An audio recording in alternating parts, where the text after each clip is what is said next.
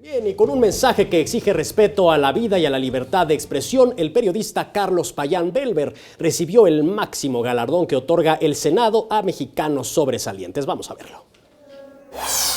El Senado de la República celebró en sesión solemne la entrega de la Medalla Belisario Domínguez 2018 al periodista, escritor, exlegislador y director fundador de la jornada, Carlos Payán Belver. Fue el presidente de la mesa directiva del Senado, Martí Batres, quien impuso la medalla y entregó al periodista el diploma que lo acredita como integrante de la Orden de Honor Belisario Domínguez.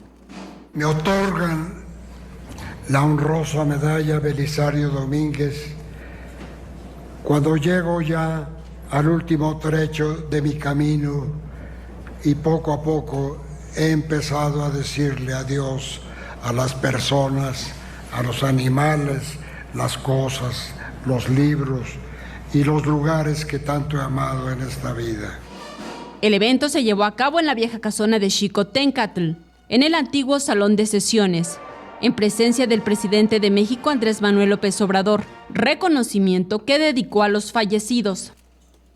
Quiero compartirlo con todos ustedes y dedicarlo a este México de hoy con la alegría y la esperanza de que logre afianzarse en la libertad, la igualdad y la justicia.